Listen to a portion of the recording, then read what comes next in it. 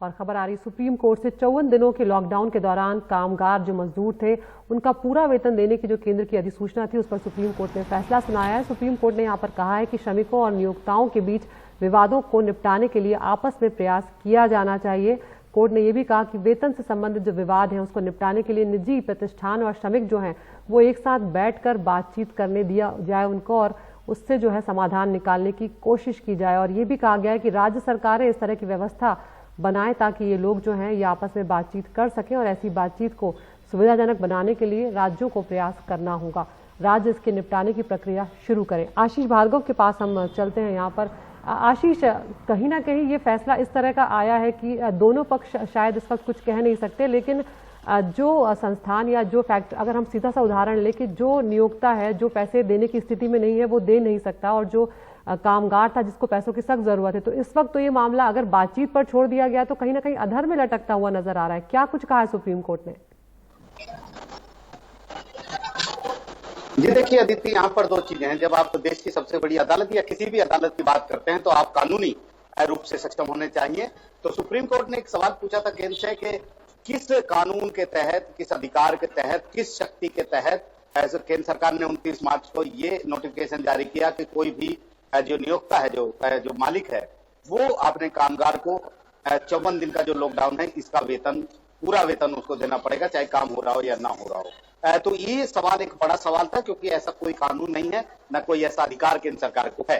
तो यहाँ पर जो सुप्रीम कोर्ट का जो अब फैसला आया है इसको हम बीच का रास्ता देखेंगे। उस नोटिफिकेशन को अभी कुछ नहीं किया है, सुप्रीम कोर्ट आगे इसकी सुनवाई करेगा, लेकिन यहाँ बात फौरी राहत की है। तो सुप्रीम कोर्ट ने कहा था कि डिजास्टर मैनेजमेंट एक्ट के तहत जो कुछ हुआ है वो नहीं हो सकता। इंडस्ट्रियल डिस्प्यूट एक्ट के तहत, यानी औद्योगिक विवाद अधिनियम जो है वो कहता है कि कामगारों को 50% वेतन यानी आधा वेतन दिया जाना चाहिए। तो यहाँ पर एक सवाल ऐसा है जो कानूनी रूप से इसमें केंद्र सरकार बहुत कमजोर है, क्योंकि केंद्र सरकार ने खुद ही बाद में कह दिया था अदिति कि ये तो उसने इसलिए नोटिफिकेशन जारी किया था ताकि मजदूर चले न जाए, छोड़कर काम रुक न जाए, वो यहीं पर रहे, उन्हें भरोसा हो कि उनको वेतन मिलेगा। तो ये सब दलीलें थी, लेकिन कानूनी रूप से ये दलीलें कहीं नहीं ठहरती हैं अदिति।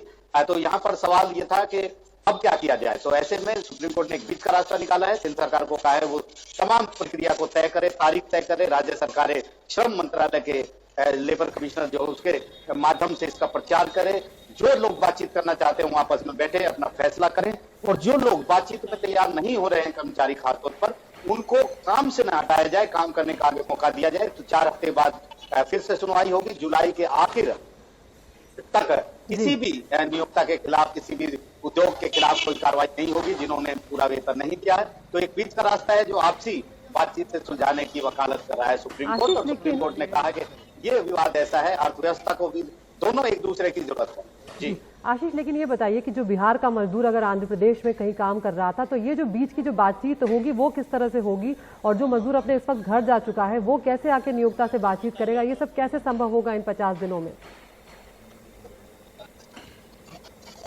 ये देखिए आज की दुनिया में सब कुछ संभव है अदिति, और ये काम अब कोर्ट को नहीं करना है, ये काम केंद्र सरकार और राज्य सरकारों को करना, उनके ऊपर छोड़ दिया है। वो प्रक्रिया तैयार करेंगे, वो आगे बातचीत का जरिया तैयार करेंगे, वो आगे तारीख तय करेंगे, वो आगे एक दूसरे के साथ बैठक करने का जो तरीका होगा, तौर तरीका होगा, प्रक्रिया होगी, तमाम चीजें सरकार के ऊपर छोड़ी हैं, उन सरकारों को तय करना होगा। और 4 हफ्ते का वक्त दिया तो निश्चित तौर पर अगले 4 हफ्ते में इसके लिए कोई उम्मीद भी निकल कर आएगी।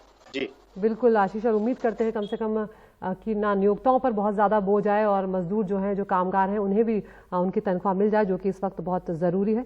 शुक्रिया, और इंतजार करते हैं कि केंद्र को जो 4 हफ्तों का वक्त दिया है उसमें क्या कुछ केंद्र की तरफ से जवाब दाखिल होता है। लेकिन आशीष बता रहे हैं कि केंद्र की दलील जो है उस वक्त काफ़ी कमज़ोर पड़ रही है कोर्ट में।